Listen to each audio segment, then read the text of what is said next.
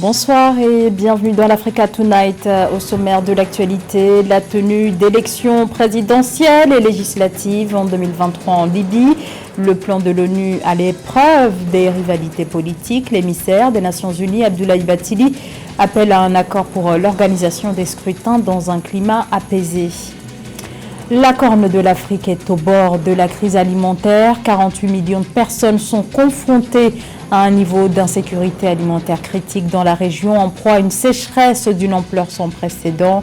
En Somalie, le spectre de la famine plane, alors que les fonds humanitaires tardent à arriver malgré les appels à la mobilisation lancés par les organisations humanitaires.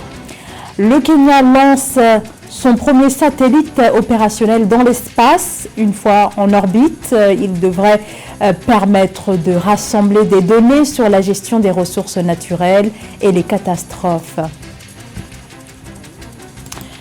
Mais tout d'abord, ces tensions en Éthiopie, dans la région Amhara, au nord du pays, suite à l'annonce par le gouvernement la semaine dernière de l'intégration des forces armées régionales à l'armée ou à la police fédérale. Décision fustigée depuis plusieurs jours dans le cadre de manifestations, une vague de protestations à laquelle le gouvernement central répond par l'instauration d'un couvre-feu à Gondar depuis ce lundi. Une interdiction de circuler entre 18h et 8h du matin. Le Premier ministre Abiy Ahmed réaffirme par ailleurs que son plan serait appliqué, même si, je cite, un prix devait être payé. Fin de citation. 2023 sera-t-elle l'année des élections en Libye? C'est en tout cas ce qu'espère l'ONU qui plaide pour un accord d'ici la mi-juin sur l'organisation des élections présidentielles et législatives. C'est la volonté d'Abdoulaye Bathily, le chef de la mission d'appui des Nations Unies en Libye. Des élections donc avant fin 2023, mais pour y parvenir, il faut sortir de la crise politique. C'est donc l'émissaire de l'ONU qui exhorte donc les deux pouvoirs rivaux à mettre fin aux dissensions afin de créer des conditions propices à la tenue d'élections libres, transparentes et inclusives. Marcel Kouassi. En Libye, le chef de la mission d'appui des Nations Unies, Abdoulaye Bathily, a appelé lors de son discours à la réunion de la commission militaire mixte 5+5 à Benghazi les chefs militaires et de sécurité à faire preuve d'engagement pour la création d'un environnement propice aux élections et au retour en toute sécurité des personnes déplacées et la libération des détenus. Nous savons tous que la résolution complète de la crise libyenne et de l'impasse politique actuelle nécessite du temps, de la persévérance et de la patience.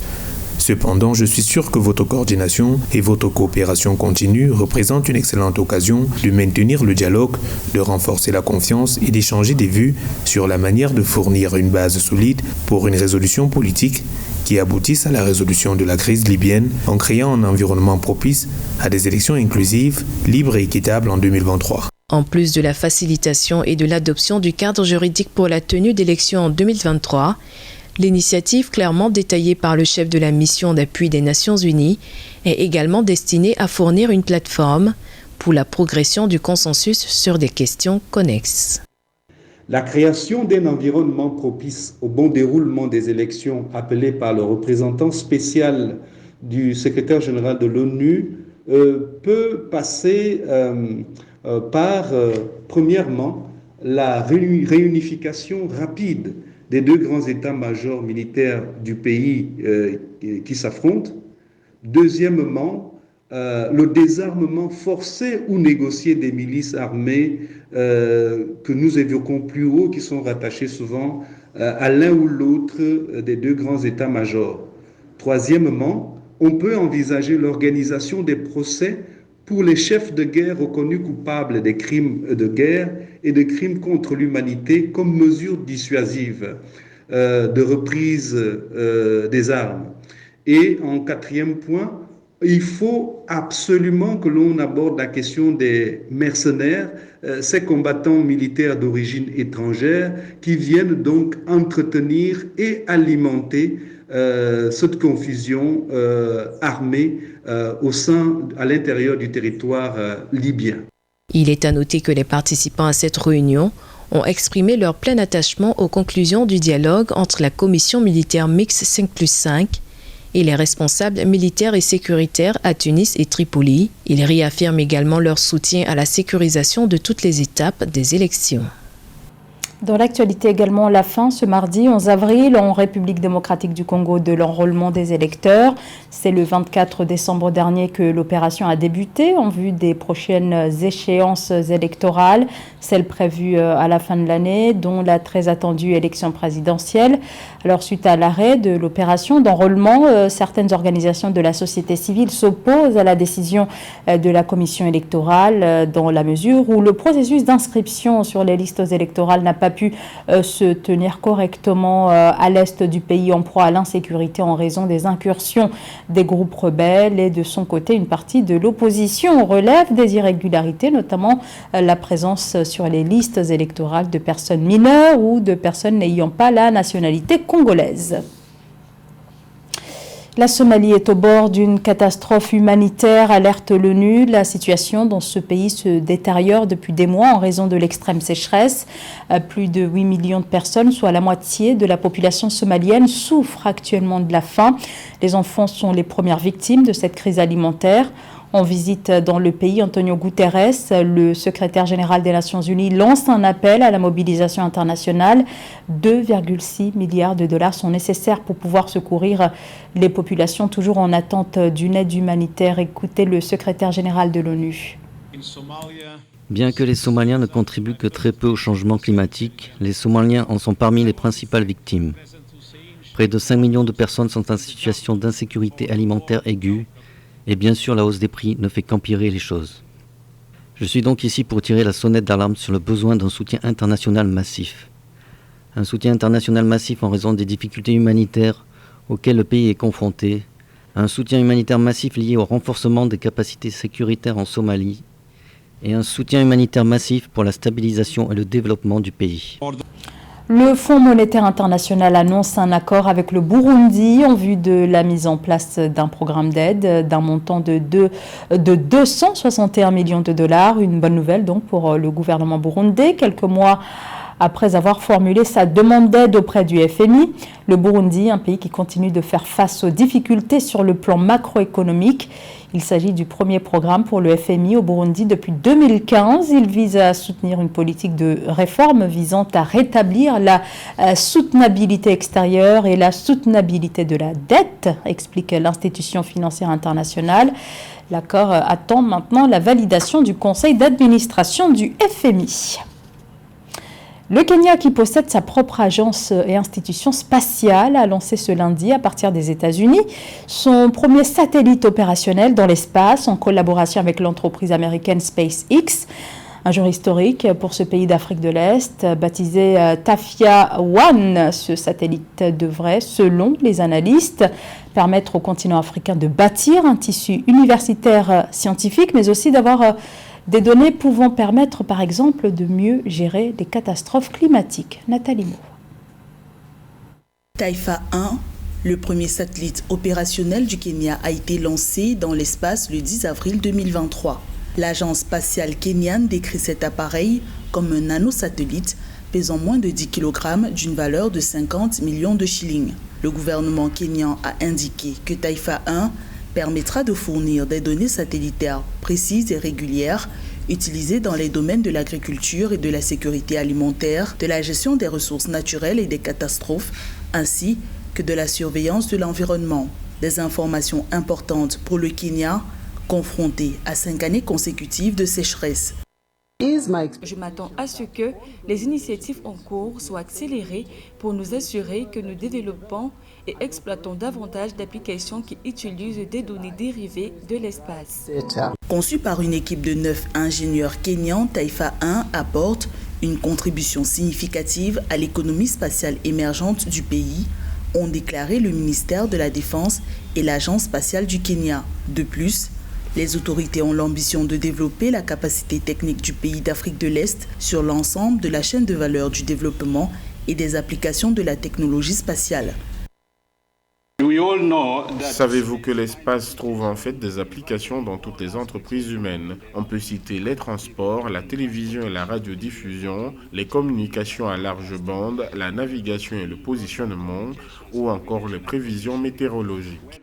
2018, le Kenya a envoyé un premier satellite expérimental dans l'espace. Le pays rejoint donc la liste de 13 nations africaines ayant déjà développé et lancé des engins spatiaux. La société nigériane Space Africa a évalué à 22 le nombre de satellites conçus en Afrique en 2022.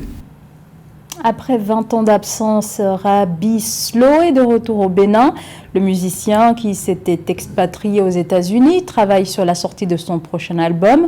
Un 5e opus avec un genre musical qui lui est propre et que vous allez découvrir. Rabi Slow, une identité exceptionnelle à la conquête de la scène musicale internationale. C'est un reportage de Lefty Ounou.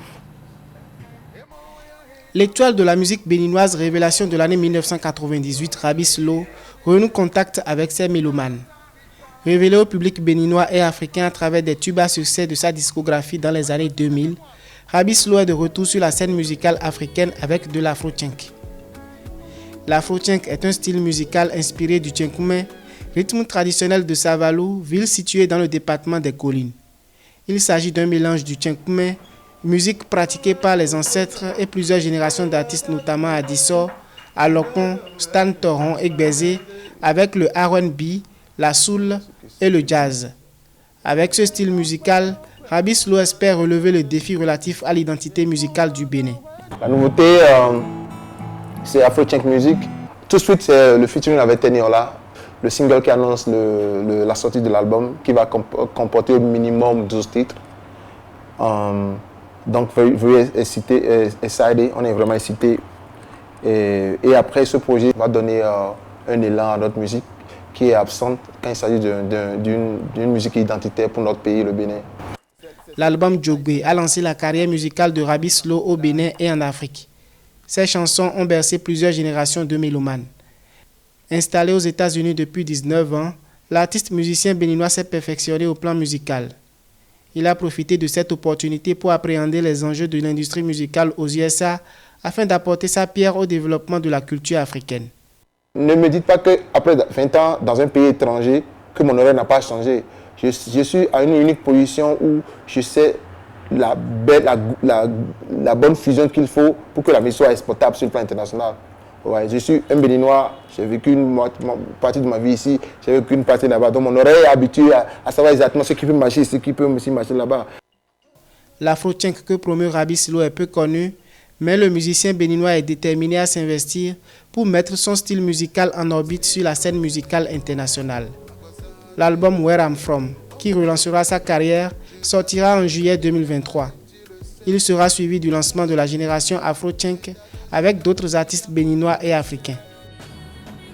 À l'occasion de l'UFC à Miami aux États-Unis, Israël Adesanya a repris sa ceinture des poids moyens à Alex Pereira.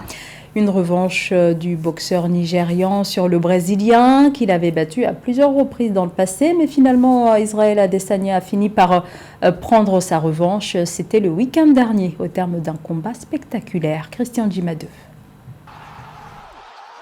5 mois après avoir perdu son titre de champion des poids moyens au profit du Brésilien Alex Pereira lors de l'UFC 281, Israël Adesanya prend sa revanche et inflige un KO à son intrépide adversaire. Le 8 avril 2023 à Miami aux États-Unis, à l'occasion de l'UFC 287, Israël Adesanya a assommé Alex Pereira dès le deuxième round. Victoire expéditive. J'espère que les gens pourront ressentir le niveau de bonheur que je ressens présentement, une seule fois dans leur vie. Pour de vrai, j'ai pensé chaque mot que j'ai dit avant ce combat. Je vous ai dit que j'étais prêt, que je venais pour faire mal en prédateur.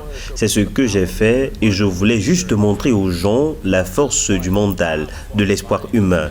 Vous savez ce que vous pouvez faire quoi qu'il arrive, même si on ne vous compte pas. Vous savez que vous ne resterez jamais sur le carreau. Je sais que quand on est tombé, même cette fois, on peut se relever la 8e. La belle revanche d'Israël Adesanya repositionne l'Afrique au devant de la scène à l'UFC, la plus grande organisation mondiale d'arts martiaux mixtes, après la décision du Camerounais Francis Ngannou de se retirer de l'UFC en janvier 2023, laissant sa ceinture vacante, et la perte de ceinture du Nigérian Kamaru Usman chez les Milou face à l'Anglais Leon Edwards. Look, the three kings still exist. Les trois rois existent toujours, même si, comme je l'ai dit, nous sommes avec Patan, quoi qu'il arrive, il sera toujours champion. Beaucoup de gens essaient de m'éliminer en écrivant que je ne suis plus le champion, mais je leur réponds qu'ils m'appelleront toujours champion et que je me considère toujours comme un champion. De même, Kamaru, Osman, Francis Ngannou sont toujours des champions et le seront toujours, quoi qu'il arrive. You're always a champion. Israël Adesanya est né le 22 juillet 1989 au Nigeria. Avant de se lancer dans les arts martiaux mixtes, le natif de Lagos a pratiqué le kickboxing. Il est champion de la catégorie des moyens en MMA entre 2019 et 2022. Adesanya perd sa ceinture contre le Brésilien Alex Pereira en novembre 2022. Il redevient champion le 8 avril 2023 face à ce même adversaire. Le Nigérian prend ainsi une revanche éclatante. C'était le journal de la rédaction. Merci de nous avoir suivis. L'information continue sur Africa 24.